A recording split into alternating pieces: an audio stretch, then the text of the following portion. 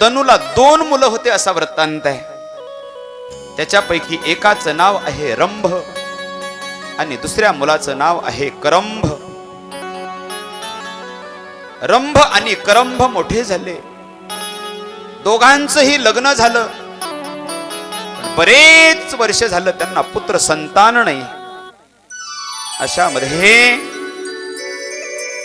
पुत्र संतान होण्याच्या हेतूने रंभाने आणि करंभाने पंचसंगमाच्या ठिकाणी एक जणानं नदीच्या पाण्यामध्ये उभं राहून तपश्चर्या केली आणि एक जणानं एका वडाच्या झाडाखाली अग्नी प्रज्वलित केला, अग्नी पेटवला आणि अग्नीमध्ये उभं राहून तपश्चर्या करू लागला.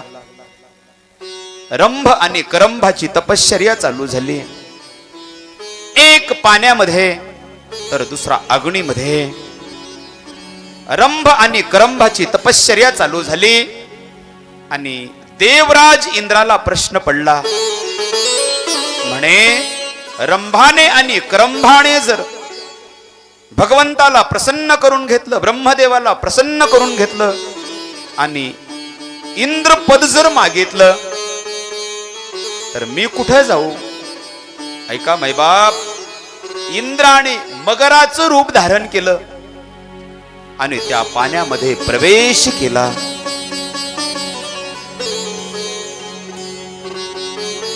पाण्यामध्ये प्रवेश केल्याच्या नंतर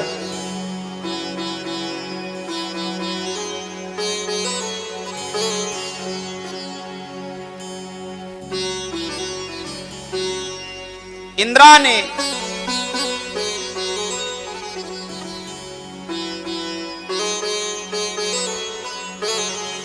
करंभाचे पाय पकडले आणि पाण्यामध्ये करंभाला ठार केलं, मारून टाकलं. ही गोष्ट रंभाला कळली. रंभाचा राग अनावर झाला. रंभ क्रोध करायला लागला, शोक करायला लागला रंभ. अशामध्ये रंभाने आपल्या डोक्याच्या जटा एका हातामध्ये धरल्या आणि एका हातामध्ये खडक धरलं. अरे माझा भाऊच शिल्लक राहिला नाही, आता मी तरी राहून काय करू? आपल्या डोक्याच्या जटा धरल्या आणि शीर कापणार एवढ्यामध्ये अग्नी नारायण प्रगट झाले. सांगितलं रंभा, अरे कर्मगतीनं तुझा भाऊ गेला, त्याच्यामुळे तू आत्महत्या करतोस, ही चुकीची गोष्ट आहे. अशामध्ये अग्निदेवाने रंभाला सांगितलं, रंभा आत्महत्येसारखं मोठं पाप नाही रंभा.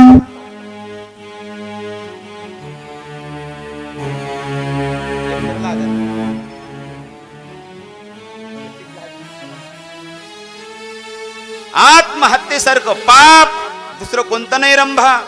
आत्महत्येसारख्या आत्महत्या केल्याच्या नंतर त्या पापाला प्रायश्चित्त नाही. अशामध्ये अग्नीनं सांगितलं, रंभा तपश्चर्या कर. ज्यानं कुणी तुझ्या भावाला त्रास दिलाय त्याचा प्रतिशोध घे. आणि रंभाने आपले केस सोडले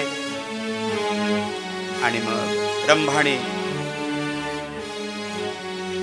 अग्नी पुढे हात जोडले आणि अग्नी नारायणाला बोलू लागला, रंभ, हे अग्नी नारायणा, जर तुम्ही माझ्यावरती प्रसन्न असाल तर मी त्रैलोक्य जिंकून घेईल असं वरदान मला द्या. अशामध्ये अग्निदेवानं सांगितलं, रंभा तसंच होईल, पण आता मरण्याची इच्छा सोडून दे.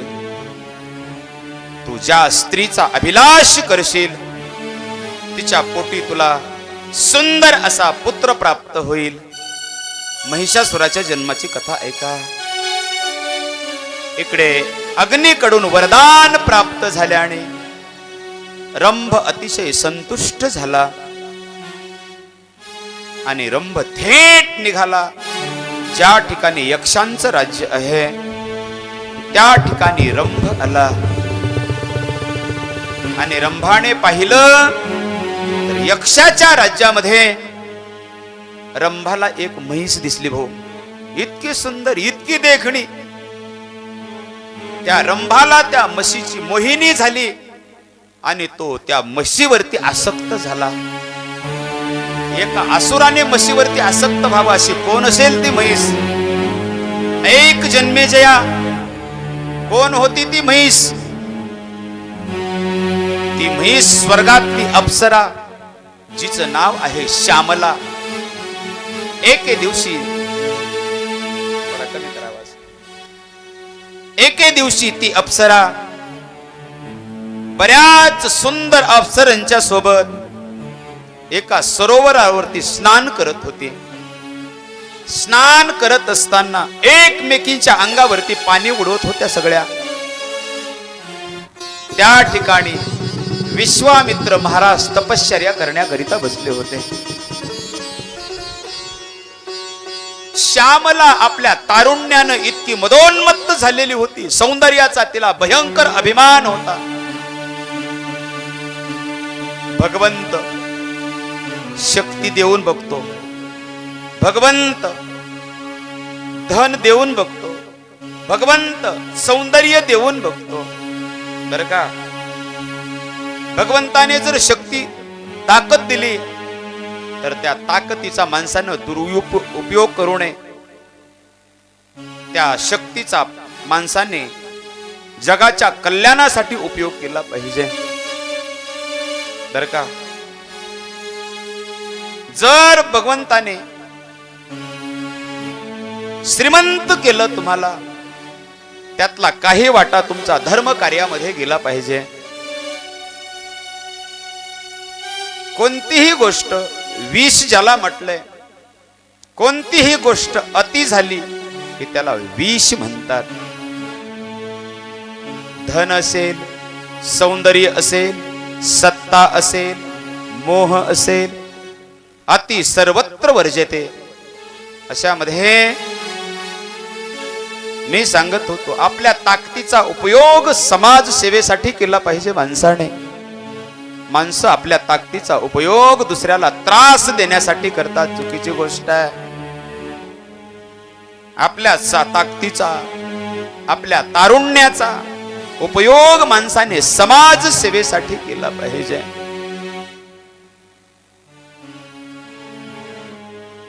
आपल्या धनाचा उपयोग धर्म कार्यासाठी केला पाहिजे. ती श्यामला अतिशय सुंदर आहे. एकमेकींच्या अंगावरती पाणी उडवायला लागल्या. विश्वामित्र महाराज तपश्चर्या करण्याकरता बसलेत.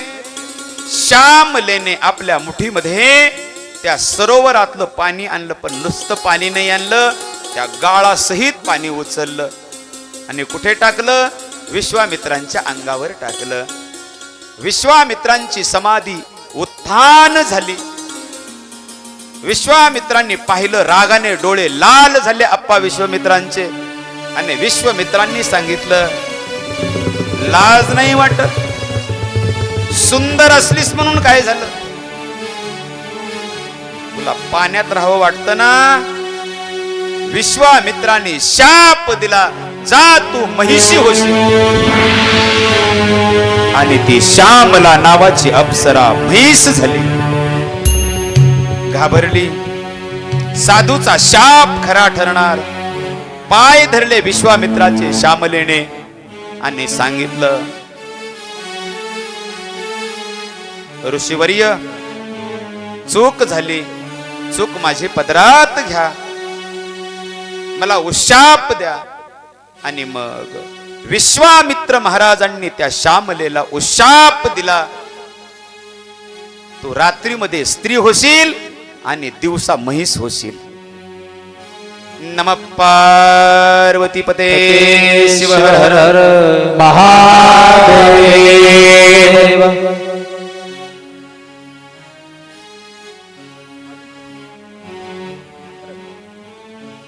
रात्रीच्या वेळी तू सुंदर अप्सरा होशील आणि दिवसा म्हैस होशील. इतकी सुंदर म्हैस झाली. अगोदरच अप्सरा आहे, सुंदर आहे ना ती म्हैस झाली. आणि रंभ त्या यक्षांच्या राज्यामध्ये फिरत असताना त्या रंभाची नजर त्या म्हशीवरती पडली. आणि त्या रंभाने आणि त्या महिषीने गंधर्व पद्धतीने विवाह केल्याची कथा आहे. रात्रीच्या वेळी अप्सरा व्हायची सुंदर आणि दिवसा म्हैस व्हायची. रंभाचा आणि त्या महिषीचा संसार चालू झाला. आणि संसारामध्ये रंभाचा गर्भ त्या म्हशीच्या पोटामध्ये प्रस्थापित झाला. ऐका गोड आहे कथा. एके दिवशी मी सांगितलं ना, रात्रीच्या वेळी अप्सरा व्हायची आणि दिवसा म्हैस व्हायची. दिवसा वनामध्ये चरत असताना एका रेड्याची नजर त्या म्हशीवरती पडली. आणि त्या म्हशीवरती त्या रेड्यानं अतिरेक करण्याचा प्रयत्न केला. रंभ इतका प्रेम करायचा त्या म्हशीवरती, इतका प्रेम करायचा. जिकडं जिकडं ती म्हैस जाईल तिच्या माग माग माग माग माग रंभ काही अंतरावरती चालायचा. त्या रेड्याची नजर त्या म्हशीवरती पडली आणि रेडा त्या म्हशीकडे कामातुर भावनेने आला. ती गोष्ट रंभाने पाहिली आणि रंभ सुद्धा धावत गेला त्या रेड्याचा प्रतिकार करण्यासाठी. इकडून रेडा इकडून रंभ, दोघांमध्ये युद्ध चालू झालं. अशामध्ये कोणी कोणाला आटोपत नाही. रंभ रेड्यावरती तुटून पडला, तो रेडा रंभावरती तुटून पडला. दोघांचं युद्ध चालू झालं, रेड्याचं आणि रंभाचं. अशामध्ये रेड्याने रंभाच्या पोटामध्ये आपले शिंग खुपसले आणि रंभ मरण पावला. परांबा भगवती मैया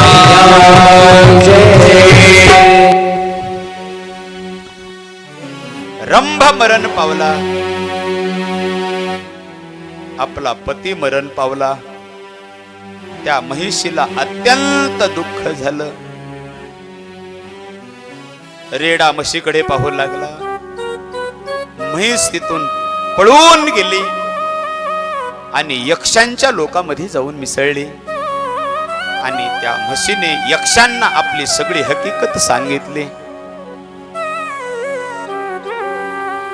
रंभ माझा पती रेड्यानं मारला. त्या रेड्याच्या तावडीतून सुटण्यासाठी मी तुमच्याकडे आले, मला आश्रय द्या. अशामध्ये त्या यक्षांनी विचारलं कुठे आहे तो रेडा. आणि मग यक्षाचे काही सैन्य ते रेड्याकडे गेले आणि तो रेडा सुद्धा मारून टाकला यक्षाच्या सैनिकाने. पुढे ज्या ठिकाणी रंभाचं प्रेत पडलंय त्या ठिकाणी आले. रंभाचं प्रेत उचललं आणि त्याला मुखाग्नी देण्यासाठी, भडाग्नी नावाचा अग्नी देण्यासाठी प्रेत चितेवरती ठेवलं. ती म्हैस आक्रंदन करू लागली. मायबाप, ती म्हैस म्हणू लागली मला सोडा, मला माझा पती रंभ याच्या सोबत सती जायचंय.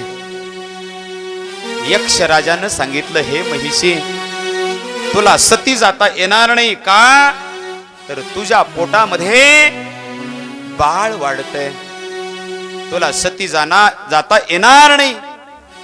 पण ऐकलं नाही तिनं. पतिव्रता आहे ना ती चिता तयार झाली.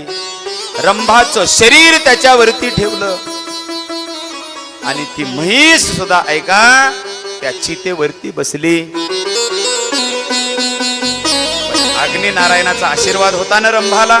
मग असे पाहिलं आपण, अग्नी देण्यात आला. चितेला जो अग्नी दिला जातो, बरं का साहेबराव गुरुजी, अग्नीचे प्रकार आहेत. चितेला जो अग्नी दिला जातो त्या अग्नीला भडाग्नी असं म्हणतात. अग्नीचे आपा 14 प्रकार आहेत. किती प्रकारचा अग्नी पृथ्वी तलावर? 14 प्रकारचा अग्नी. चितेला चुलीमध्ये जाळ जातो तो अग्नी वेगळा आहे. लोकांचे घर जाळतो त्या अग्नीला नाव वेगळं आहे, बरं का. चितेला लावतो अग्नी, त्या अग्नीचं नाव आहे भडाग्नी.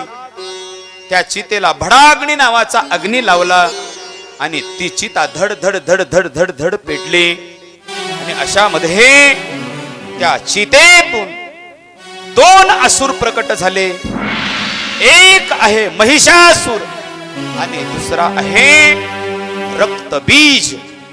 नमः पार्वती पदे शिव हर हर हर हर महादेव.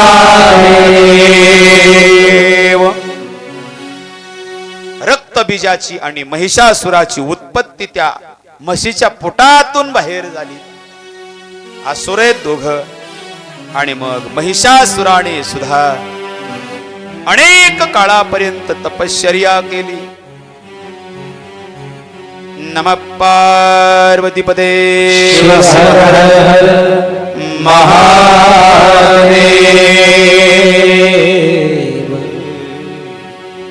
महिषासुराने तपश्चर्या केली आणि संपूर्ण पृथ्वी तलावरती आपलं राज्य प्रस्थापित केलं. महिषासुरानं ज्या इंद्राने माझा काका मारला करंभ त्याचा बदला मी घेणार. ज्याने माझा पिता मारला रंभ त्याचा सुद्धा बदला मी घेणार. माझ्या आईच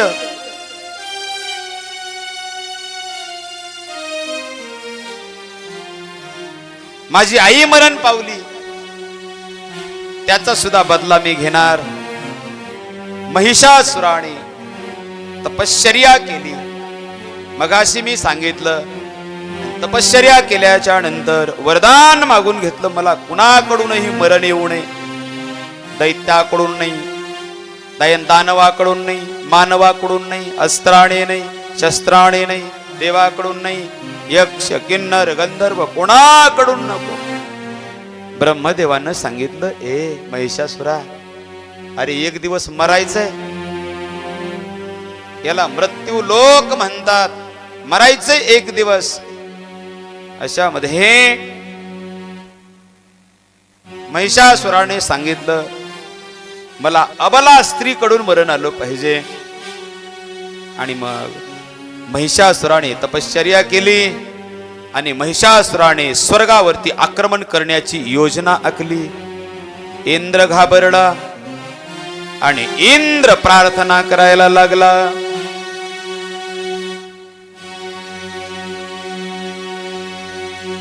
आई कृपा करी माझ्यावरी जागवी तोरात सारी. आई कृपा करी माझ्यावरी जागवी तोरात सारी.